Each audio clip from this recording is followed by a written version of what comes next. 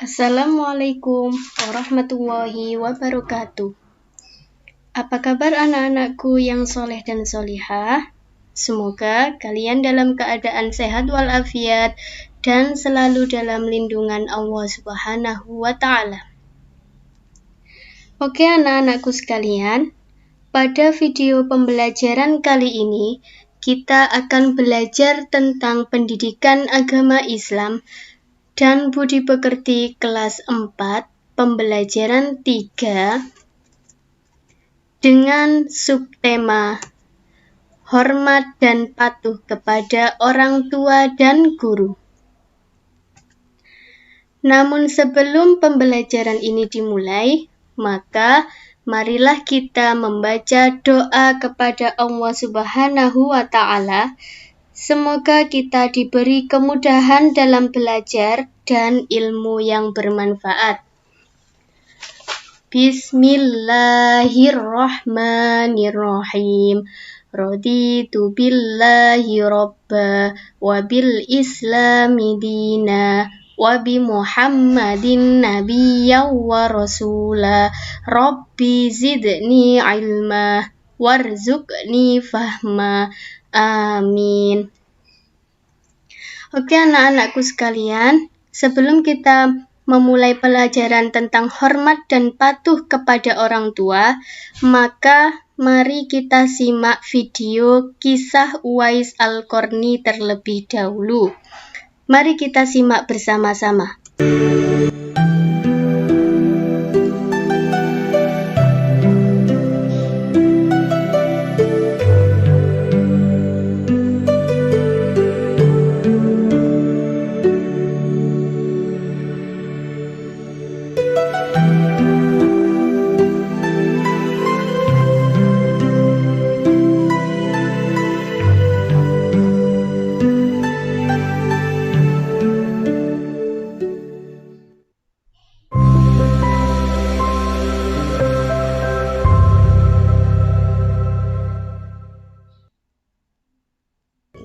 Dikisahkan di daerah Yaman, seorang pemuda yang sangat miskin dan menderita penyakit sopak hingga kulitnya belang-belang.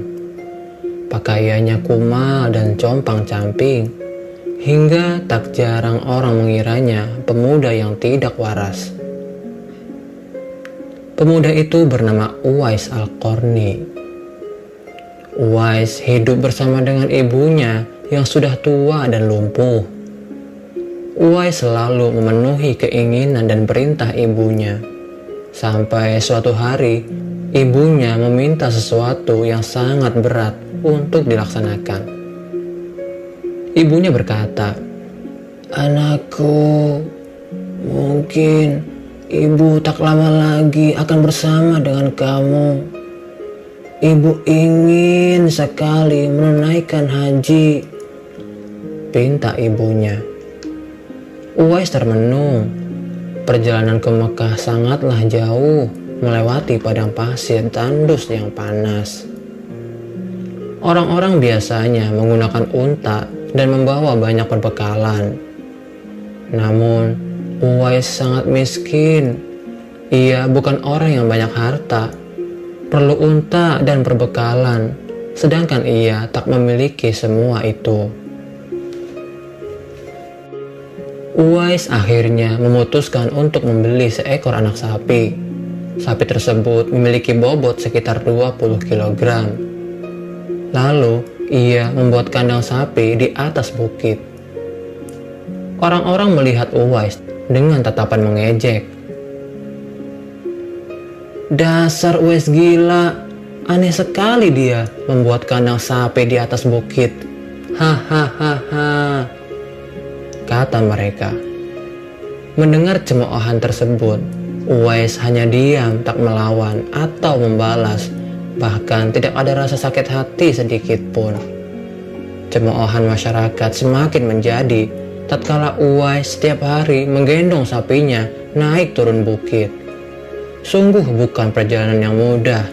Bahkan ini merupakan perjalanan yang begitu berat ketika ia harus melewati batu-batu terjal dengan terus menggendong sapinya. Tak pernah ada hari yang terlewatkan Uwais menggendong sapinya naik turun bukit. Semakin hari anak sapi itu semakin membesar. Dan semakin besar pula tenaga yang diperlukan Uwais untuk mengangkatnya. Tetapi karena latihannya setiap hari, anak sapi yang membesar itu tidak terasa lagi. Setelah 8 bulan berlalu, sampailah musim haji. Sapi Uwais telah mencapai berat 100 kg. Begitu juga dengan otot Uwais yang semakin membesar. Ia menjadi kuat mengangkat barang apapun. Uwais berkata pada ibunya, "Ibu, mari kita berangkat ke Makkah." "Dengan apa kita ke sana, Nak? Ibumu ini lumpuh dan kita tidak punya kendaraan," ucap ibunya dengan sedih. "Aku akan menggendongmu, Ibu," jawab Uwais. Maka pada hari itu Uwais pergi ke Mekah dengan menggendong ibunya. Uwais menggantungkan perbekalan makanan juga berupa roti dan air minum. Orang-orang yang sebelumnya mengejek Uwais, kali ini mereka tertegun. Akhirnya mereka tahu maksud Uwais menggendong sapi naik turun bukit setiap hari tidak lain adalah untuk menggendong ibunya yang sudah lumpuh. Uwais menggendong ibunya dari Yaman menuju ke Mekah yang jaraknya ratusan kilometer. Bahkan sekarang jaraknya kurang lebih 1000 kilometer. Subhanallah, alangkah besar cinta Uwais pada ibunya. Ia rela menempuh perjalanan jauh dan sulit demi memenuhi keinginan ibunya. Uwais berjalan tegap menggendong ibunya tawaf keliling Ka'bah. Ibunya terharu dan bercucur air mata telah melihat Baitullah. Di hadapan Ka'bah, ibu dan anak itu berdoa, "Ya Allah, ampuni semua dosa ibu," kata Uwais. "Bagaimana dengan dosamu, Nak?" tanya ibunya heran. Kenapa Uwais memohon ampun atas dosa ibunya saja? Uwais menjawab, "Dengan terampunnya dosa ibu, maka ibu akan masuk surga. Cukuplah ridho dari ibu yang akan membawa aku ke surga." Subhanallah. Itulah keinginan Uwais yang tulus dan penuh cinta. Allah Subhanahu wa Ta'ala pun memberikan karunia-Nya. Uwais seketika itu juga disembuhkan dari penyakit sopaknya. Hanya tertinggal bulatan putih di tengkuknya.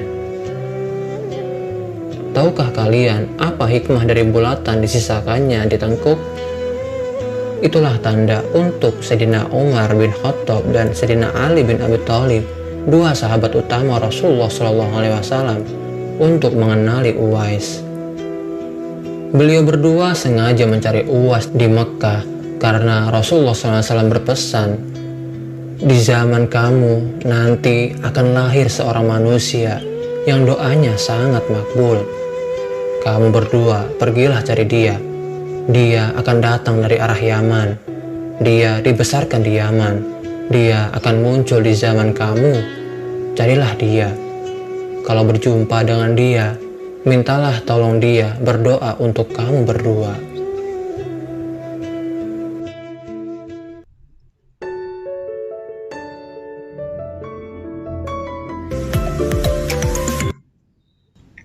Nah, anak-anakku sekalian, dari video di atas kita bisa mengambil pelajaran bahwa kita sebagai anak sudah menjadi kewajiban bagi kita untuk selalu berbakti kepada orang tua kita.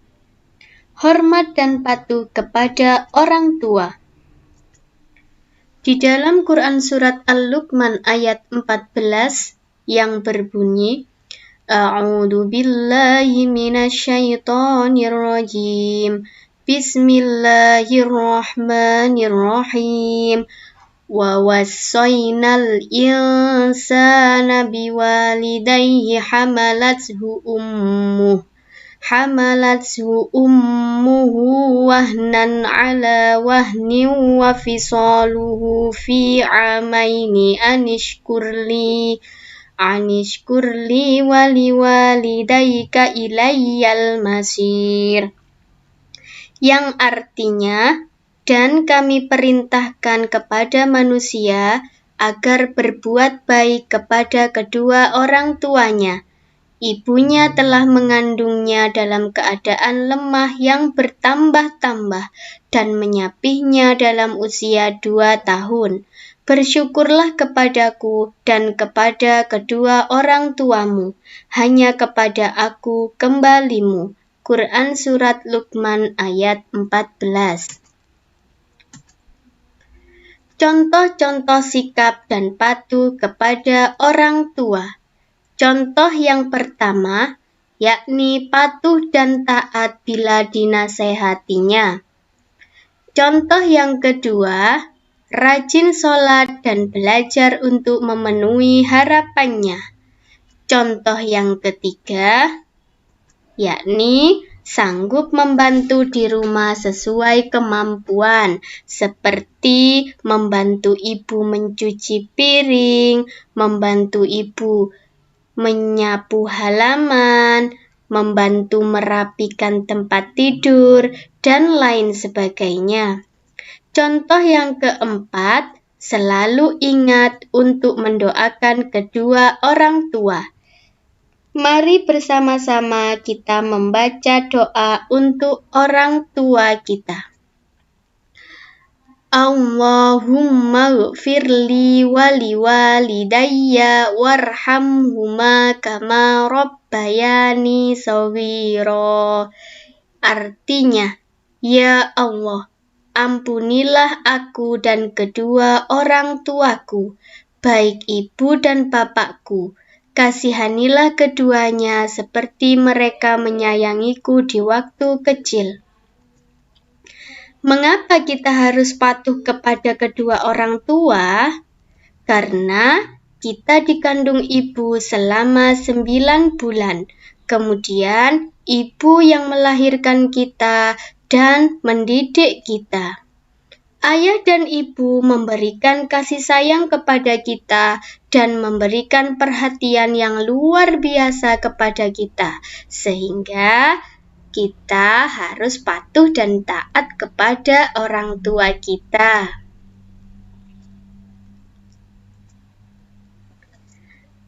Hormat dan patuh kepada guru. Siapakah guru itu? Guru adalah orang tua kita di sekolah.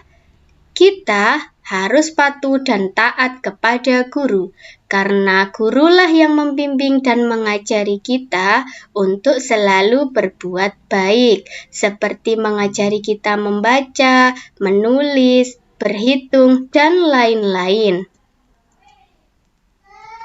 Cara menghormati guru. Saat bertemu dengan guru, maka mengucapkan salam. Yang kedua, bersalaman dan mencium tangannya. Yang ketiga, memperlihatkan wajah yang berseri-seri. Saat guru memberi tugas, selalu mengerjakan dan menyelesaikan tugas tepat waktu, tidak bermalas-malasan dan mengeluh.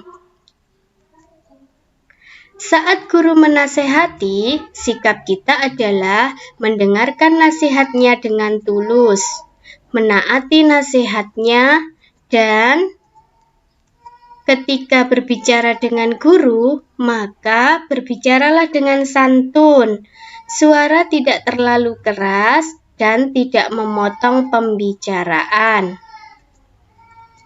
Saat guru mengajar, sikap kita seharusnya adalah duduk tenang dan tidak mengganggu teman, tidak berbicara sendiri yang membuat kegaduhan, memperhatikan pelajaran. Oke, alhamdulillahirabbil alamin. Pelajaran kita hari ini sudah selesai. Semoga memberikan manfaat untuk kita semua. Wassalamualaikum warahmatullahi wabarakatuh.